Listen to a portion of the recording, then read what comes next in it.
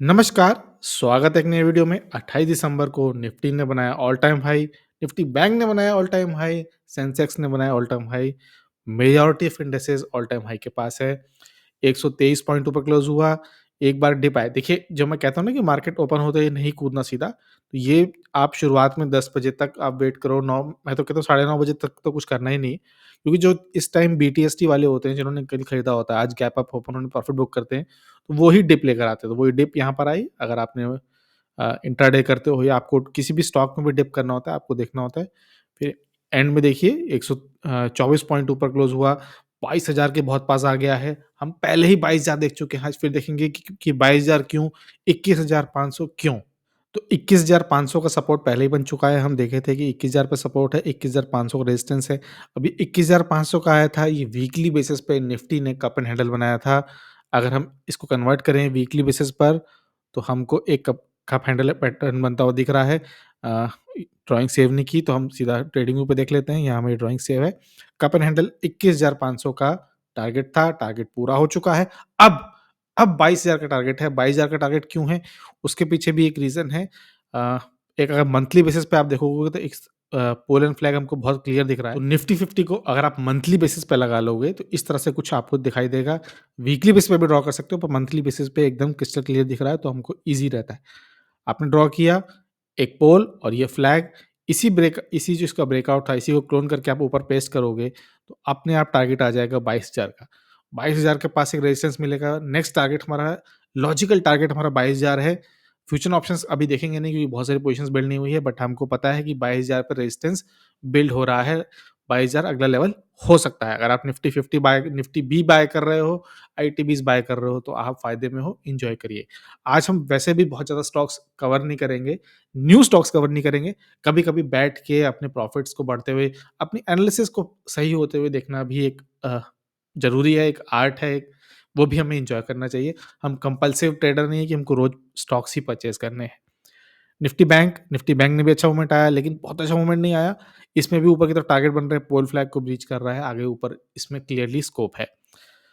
Cell, cell में आज 7% का गैप ऊपर गया था, एक टाइम को 8% था, 6.4% का ऊपर गया है।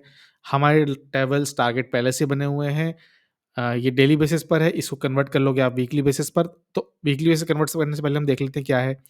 इसका ब्रेकआउट था, ब्रेकआउट के बाद आपको ना अक्सर एक रीटेस्ट, री-एंट्री की अपॉर्च्युनिटी ज़रूर मिलती है। अगर आपने कुछ पोज़ीशंस छोड़ भी दी हैं, तो आप यहाँ से सीख सकते हो।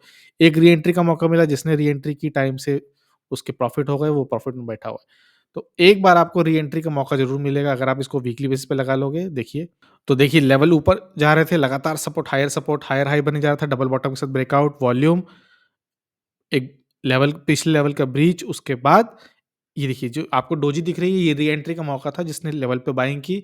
बहुत अच्छी बात है, आप प्रॉफिट एन्जॉय करिए। नेक्स्ट लॉजिकल टारगेट कहाँ है? 126। सेकंड लॉजिकल टारगेट कहाँ है? 143। तो इस जर्नी को बैठ के अब हम और आप एन्जॉय करेंगे। सनसेरा पहले ही ब्लू स्काई टेरिटरी में है। हमने बहुत बार इसके डिस्कस कर लिया है। बस बैठ के देखेंगे, इसको एन्जॉय करेंगे ऊपर जाता हुआ देख के।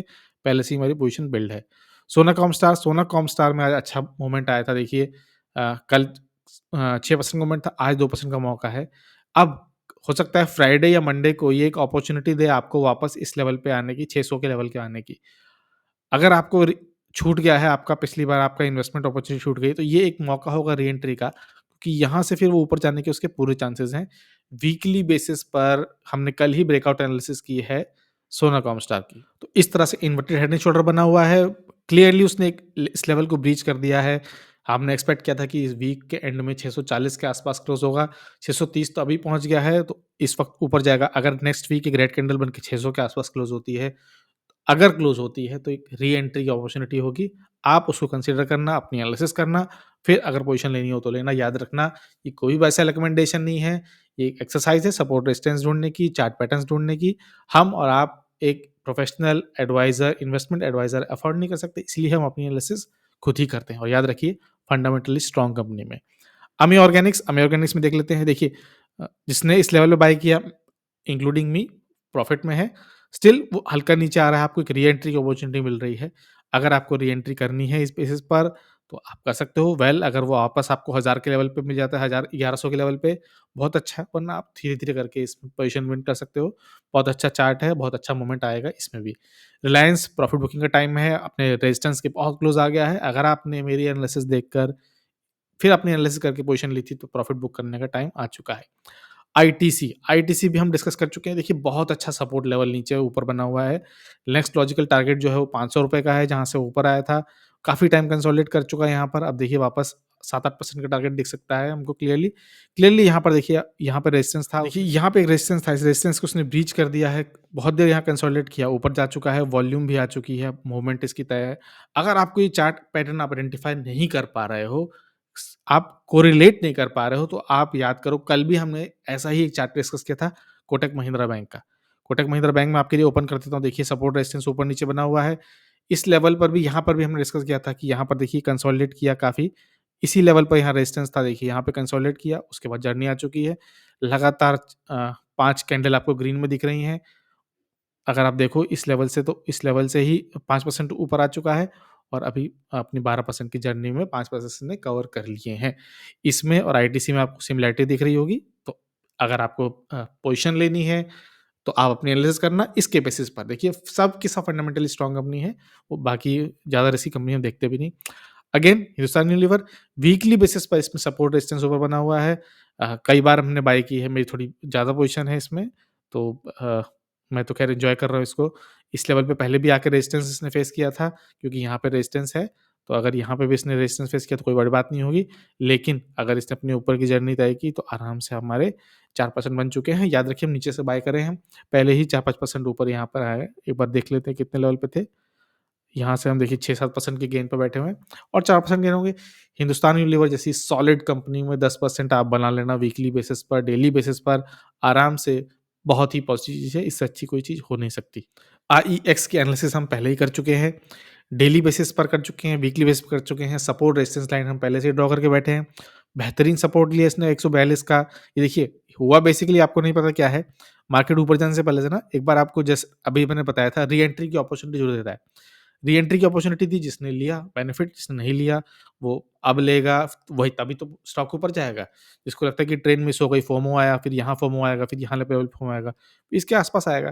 तो आपको अपना एंट्री देखनी है, एनालिसिस करनी है, उस बेसिस पे लेना है आपको पोजीशन। एंट्री को अपॉर्चुनिटी दिया, लाइन्स पहले से ही ड्रॉ की थी। ट्विटर पे मैंने शेयर भी किया था इसको, और ट्विटर से याद आया, बहुत सारे शेयर्स जो हैं हम ट्विटर पे डिस्कस नहीं, वीडियो में डिस्कस नहीं करते हैं, लाइव ट्विटर पे, एक्स पे डिस्कस करते हैं। अगर आप देखोगे तो पहले भी हमने जीएमआर का इंफ्रा का 28 नवंबर को ब्रेकआउट के टाइम हमने डिस्कस किया था। हमने ब्रेकआउट, रीटेस्ट दोनों दिखाए यहाँ पर। एक अफ्लैग का उसमें था, उस समय 54-56 के लेवल से कुछ ब्रेकआउट आया था इसमें, 56 के लेवल से, और फिर हमारा टारगेट था 70-80 का। उसके बाद 28 नवंबर के बाद हमने इसको डिस्कस किया। 11 दिसंबर को देखिए 72 73 के आसपास आ चुका था। फिर मेरा ध्यान में निकल गया, आज मैं फिर चेक कर रहा था, तो मैंने पोस्ट किया। इसका टारगेट जो था 78-80 का कंप्लीट हो चुका है। तो अगर आपको इस तरह की एनालिसिस अच्छी लग रही है, तो प्लीज़ लाइक, शेयर करिए, ट्विटर पे फॉलो करिए। देखिए, हम एक बहुत छोटे चैनल हैं, अगर आप फॉलो करोगे, थोड़ा-सा हेल्प करोगे चैनल को ग्रो करने में, तो हमारी रीच और बढ़ेगी, थोड़ा-सा मोटिवेशन और मिलेगा। तो आईएक्स पर वापस आते हैं, री एंट्री अपॉर्चुनिटी मिली। ऊपर हम गेन कर चुके हैं, आज ही 4 साढ़े 4% गेन था, नेक्स्ट लॉजिकल टारगेट 180 का है। तो इसको हम ध्यान रखेंगे। ब्रिटानिया में हम पर शेयर 700 से ₹800 के प्रॉफिट में हैं। इसने इस रेंज का भी ब्रेकआउट दे दिया है। फिर हमने कल पोल फ्लैग ड्रॉ किया था, मतलब थोड़े दिनों पहले लास्ट वीडियो में डिस्कस किया था। ऑलमोस्ट पोल फ्लैग के लेवल पर आ गया था। थोड़ा अभी भी इसमें पॉजिटिव मोमेंटम में लगातार बाइंग इंटरेस्ट दिख रहा है। तो हो सकता है इसके ऊपर भी जाए, लेकिन 5400 के आसपास का नेक्स्ट रेजिस्टेंस बनेगा। एफएल इंडिया हम वीकली बेसिस पे डिस्कस पहले ही कर चुके हैं। अच्छा मोमेंट था 3% का, इसको भी अब चुपचाप बैठ के एन्जॉय करेंगे। अगर हम इसको लगा लेते हैं, इन्वर्टेड हेड एंड शोल्डर, ऊपर ब्रेकआउट, नेक्स्ट लेवल जो है इसका 1427 के आसपास है। सिर्फ बैठना है, जर्नी का इन मजे लेने हैं। लास्ट सबसे हमारा स्टॉक है बीपीसीएल। कल हमने इसको डिस्कस किया था, पोलैंड फ्लैग का ऑलमोस्ट इसने ब्रेक कर दिया था। वॉल्यूम दिख रही थी, आज देखिए कितनी भयानक वॉल्यूम है। पोल फ्लैग को इसने ब्रीच करके ऊपर की जर्नी स्टार्ट कर दी है वॉल्यूम के साथ। कंफर्म ब्रेकआउट है। अगर आप बीपीसीएल में बने हो, लॉन्ग टर्म से या न्यू एंट्री करना चाहते हो, बहुत ही शॉर्ट टर्म में स्विंग करना चाहते हो, तो इस चार्ट के बेसिस पर आप एनालिसिस ज़रूर करना। नेक्स्ट लेवल 540 का है, और ये डिविडेंड के बाद भी है, डिविडेंड दे चुका है। तो ये जो डिप मिला आपको डिविडेंड का था, अच्छी बात है अगर आप इसमें डिविडेंड भी ले रहे हो तो। तो इस तरह से ये होता है हमारा लास्ट वीडियो इस साल का। अगले साल फिर देखेंगे, कल मेरा ट्रेड लेने का कोई मन नहीं है। अगर आरती इंडस्ट्रीज़ में दीपक नाइट्राइट में थोड़ा-सा गैप आया नीचे, थोड़ी-सी री-एंट्री मिली तो फिर एक नया चंक इन्वेस्ट करेंगे। केमिकल स्टॉक्स अभी भी सदाबहार हैं, अभी भी उनमें मोमेंटम की स्पेस ही स्पेस है। तो प्लीज़ फॉलो करिए, लाइक करिए, शेयर करिए, सब्सक्राइब करिए। कुछ भी वैल्यू आप गेन कर रहे हो, इन्फॉर्मेशन गेन कर रहे हो या न्यूज़ ही गेन कर रहे हो, तो प्लीज़ सब्सक्राइब करने के बारे में सोचिए, हेल्प करिए एक छोटे चैनल को ग्रो करने में। वीडियो को देखने के लिए बहुत-बहुत धन्यवाद।